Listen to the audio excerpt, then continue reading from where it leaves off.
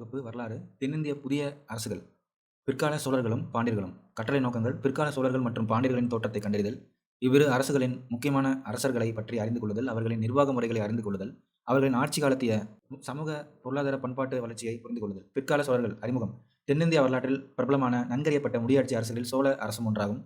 அவர்களின் அரசு கட்டமைப்பு விரிவானது, நீர்ப்பாசன அமைப்பு முறை விரிந்து பறந்தது, அதிக எண்ணிக்கையிலான கோவில்கள் அவர்கள் கட்டியுள்ளனர். கலை மற்றும் கட்டடக்கலைக்கு சோழர்கள் பெரும் பங்காற்றியுள்ளனர்.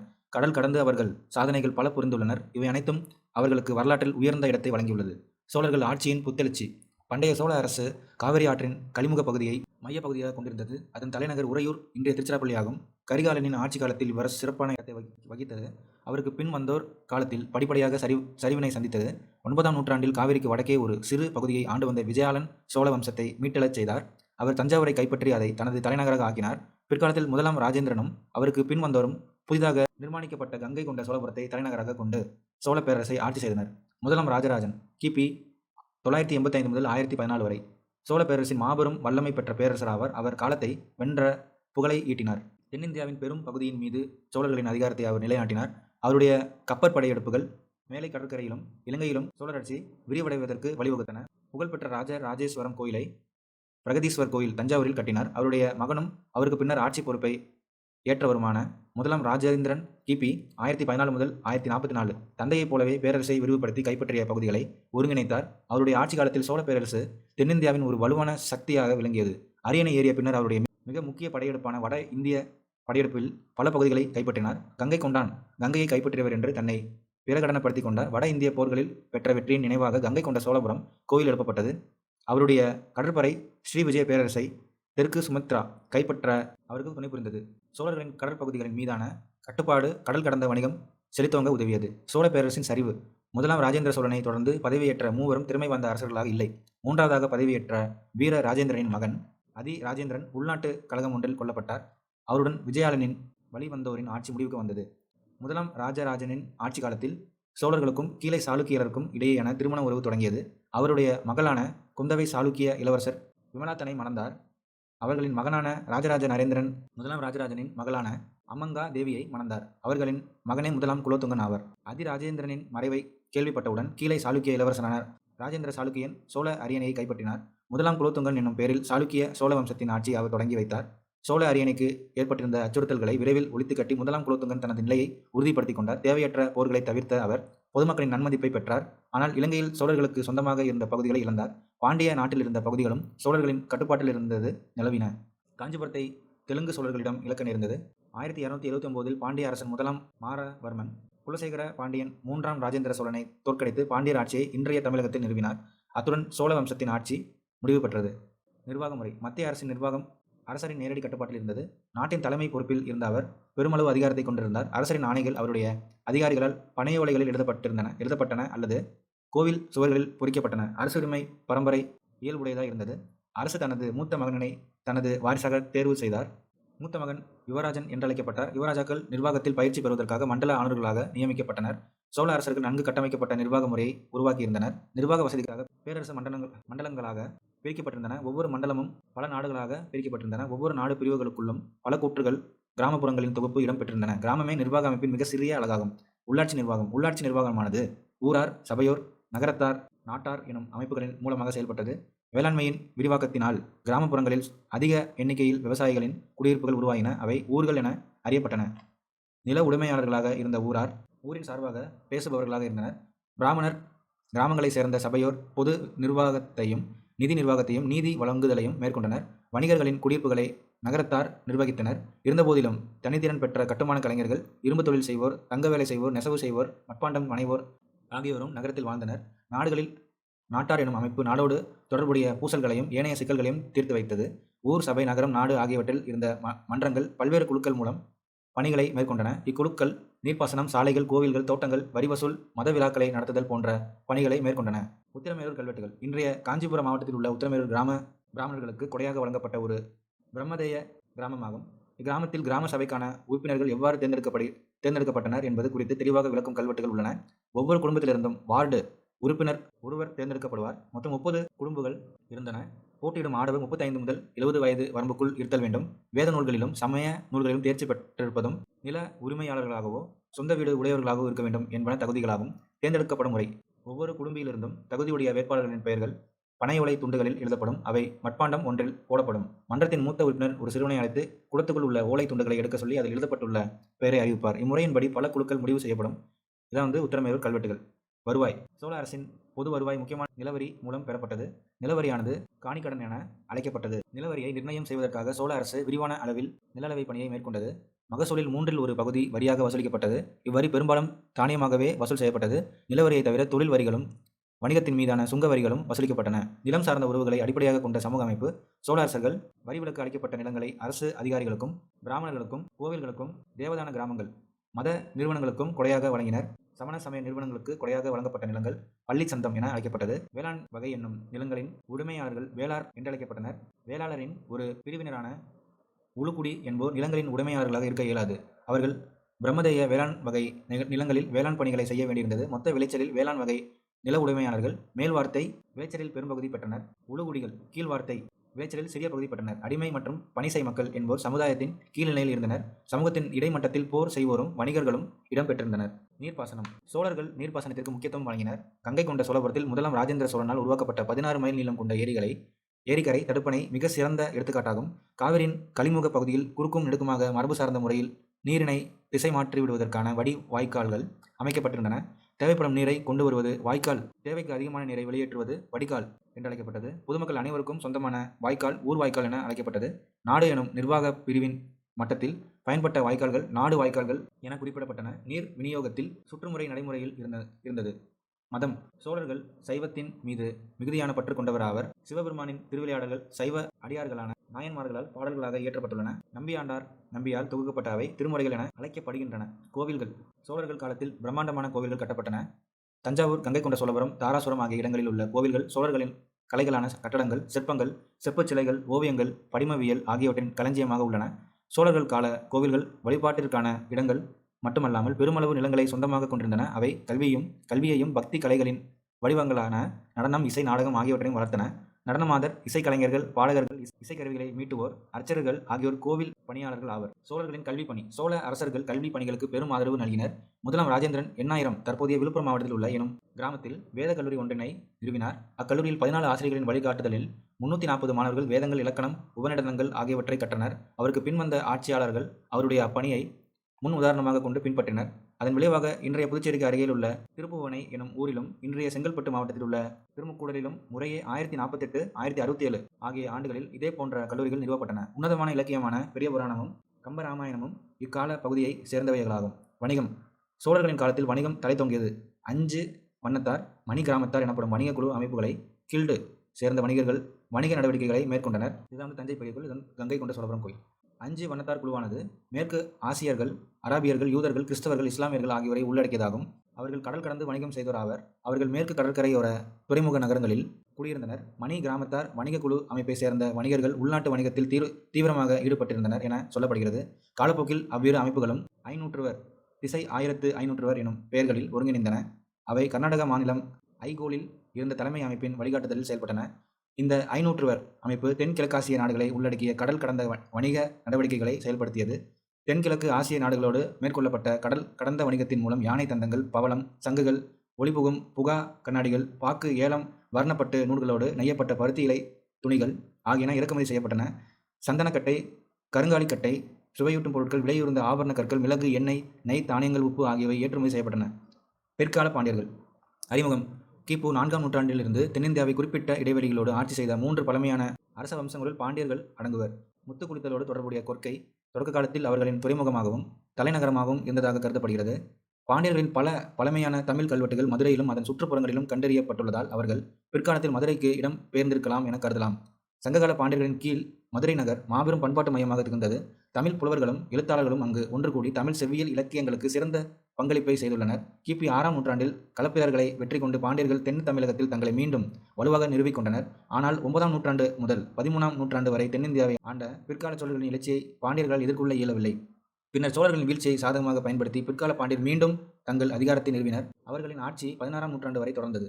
பாண்டிய அரசு மீண்டெழுதல் கிபி 600 முதல் 920 வரை. கடுங்கோன் எனும் பாண்டிய அரசன் 6ஆம் நூற்றாண்டின் இறுதி களப்பிரர்களிடமிருந்து பாண்டியர்களின் பகுதிகளை மீட்டார். அவரைத் தொடர்ந்து வேறு இரு அரச பதவி ஏற்றனர். அரிகேசரி மாரவர்மன் எனும் வலிமை மிக்க முதல் பாண்டிய அரசர் கிபி 642 அரியணை ஏறினார். அவர் பல்லவ அரசர்கள் 1ஆம் மகேந்திரவர்மன், 1ஆம் நரசிம்மவர்மன் ஆகியோரின் சமகாலத்தவராவர். கல்வெட்டுகளிலும் செப்பு பட்டயங்களும் தனது எதிரிகளான சேரர், சோழர், பல்லவர், சிங்களர் ஆகியோரை அவர் வெற்றி கொண்டதை புகழ் பாடுகின்றன. அரிகேசரி மாரவர்மன் சமணர்களை துன்புறுத்திய கூன் பாண்டியனே என அடையாளப்படுத்தப்படுகிறார். சைவ துறவியான திருஞான சம்பந்தர் அரிகேசரியை சமண மதத்திலிருந்து சைவத்திற்கு மாற்றினார். மதம் மாறிய பின்னர் அரிகேசரி சுமார் 8000 சமணர்களை கழுவேற்றியதாக கூறப்படுகிறது. எண்ணிக்கை மிகைப்படுத்தி கூறப்பட்டிருப்பினும் சைவத்திற்கு மாறிய பின்னர் அரிகேசரியின் சமண எதிர்ப்பு போக்கு சந்தேகத்திற்கு இடமில்லாதது. அரிகேசரிக்கு பின்னர் பாண்டியர் அரசவம்சத்தின் மகத்தான மன்னனாக அயில பராந்தக நெடுஞ்சடையன் 1ஆம் வரகுணன் 756 முதல் 815 ஆட்சி பொறுப்பேற்றார். அவரே வேள்விக்குடி செப்பேடுகளின் கொடையாளி ஆவார். நெடுஞ்சடையன் தஞ்சாவூர், திருச்சிராப்பள்ளி, சேலம், கோயம்புத்தூர் ஆகிய பகுதிகளை உள்ளடக்கியதாக பாண்டிய அரசை விரிவுபடுத்தினார்.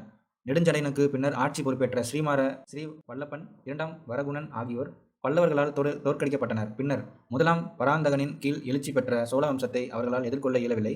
1ஆம் பராந்தகனிடம் தோல்வியடைந்த பாண்டிய அரசன் 2ஆம் ராஜசிம்மன் 920 நாட்டை விட்டு வெளியேறினார். இவ்வாறு கடுங்கோனால் மீள் எழுச்சி பெற்ற பாண்டியர் ஆட்சி முடிவுற்றது. பிற்கால பாண்டியர்களின் எழுச்சி 1190 முதல் 1310 வரை. ராஜேந்திரனின் விஜயாலனின் வழிவந்த கடைசி அரசர் மறைவுக்கு பின்னர் பாண்டிய நாட்டில் சோழ மண்டலாதிபதிகளின் ஆட்சி பலவீனமடைந்தது. அதன் விளைவாக 13ஆம் நூற்றாண்டில் பாண்டியர் மட்டுமே எழுச்சி பெற்ற தமிழ் அரச வம்சமாக விளங்கினர். மதுரை அவர்களின் தலைநகராக தொடர்ந்தது. அவ்வமயம் காயல் அவர்களின் முக்கிய துறைமுகமாயிற்று.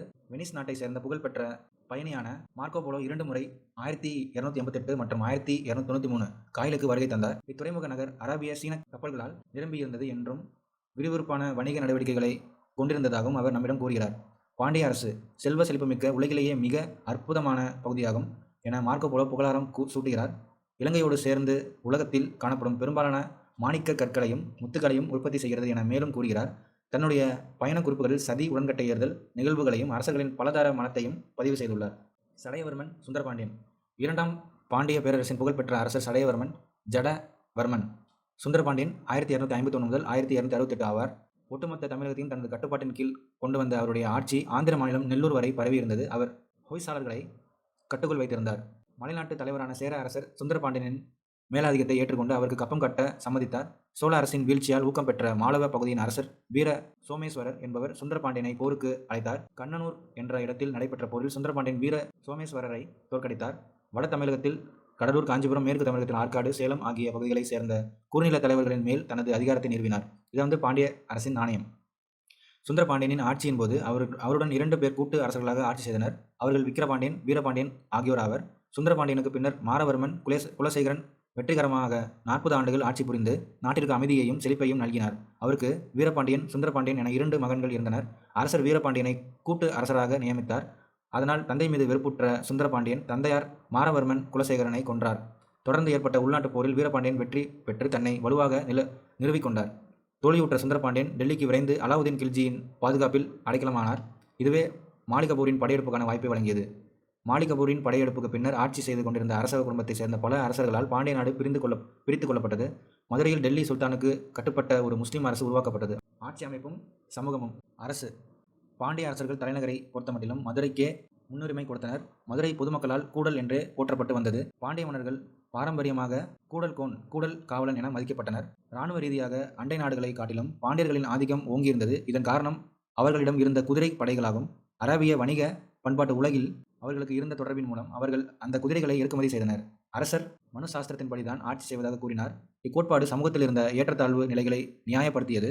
அரசர்களும் உள்ளூர் தலைவர்களும் மங்கலம் அல்லது சதுர்வேதி மங்கலம் எனும் பிராமணர் குடியிருப்புகளை உருவாக்கினர். இவை நீர்ப்பாசன வசதிகளோடு உருவாக்கப்பட்டிருந்தன. நிலத்தின் உண்மையான உடைமையாளர்கள் பூமி புத்திரர் அல்லது வேளாளர் என விவரிக்கப்பட்டுள்ளனர். வரலாற்று ரீதியாக அவர்கள் அப்பகுதியை சேர்ந்த மக்களாகையால் அவர்கள் நாட்டு மக்கள் எனவும் குறிப்பிடப்பட்டுள்ளனர். இச்சமூக மக்கள் ஒன்றிணைந்த மன்றம் சித்திர மேலி பெரிய நாட்டார் என அழைக்கப்பட்டது. அரசு அதிகாரிகளின் குழு ஒன்று அரசர்களின் ஆணைகளை நடைமுறைப்படுத்தியது. பிரதம மந்திரி, உத்திர மந்திரி என அழைக்கப்பட்டார். முக்கிய வரலாற்று ஆளுமைகளான மாணிக்கவாசகர், குலச்சிறையார், மாறன்காரி ஆகியோர் அமைச்சர்களாக பணியாற்றினர். அரசு செயலகம் எழுத்து மண்டபம் என அழைக்கப்பட்டது. மிகவும் மதிக்கப்பட்ட அதிகாரிகள் மாறன் எயினன், சாத்தன் கணபதி, ஏனாதி சாத்தன், திறத்திரன், மூர்த்தி எயினன் ஆகியோரும் மற்றவருமாவர். பள்ளிவேலன், பராந்தகன், பள்ளிவேலன், மாறன் ஆதித்தன், தென்னவன் தமிழ்வேல், ஆகியவை படைத்தளபதிகளின் பட்டங்களாகும். நிர்வாகப் பிரிவுகள் சோழ நாட்டில் இருந்ததைப் போலவே பாண்டிய நாடு பல மண்டலங்களாக பிரிக்கப்பட்டிருந்தன. மண்டலங்கள் வளநாடுகள் என அழைக்கப்பட்டன. வளநாடுகள் பல நாடுகளாகவும் கூற்றங்களாகவும் பிரிக்கப்பட்டன. நாடுகளை நிர்வகித்தவர்கள் நாட்டார் ஆவர்.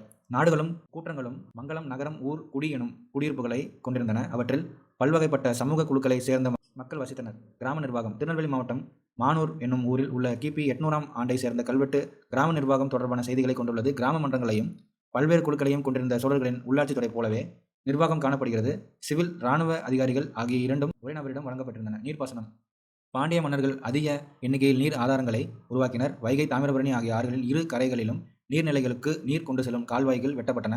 தென் தமிழகத்தில் சோழர்களைப் போலவே பாண்டியர்களும் புதிய நீர்ப்பாசன தொழில்நுட்பங்களை அறிமுகம் செய்தனர். நீர்ப்பாசன பணிகள் உள்ளாட்சி அமைப்புகளாலும் அதிகாரிகள் மற்றும் உள்ளூர் தலைவர்களாலும் மேற்கொள்ளப்பட்டன. பழுது நீக்கும் பணிகள் பெரும்பாலும் உள்ளாட்சி அமைப்புகளால் மேற்கொள்ளப்பட்டன.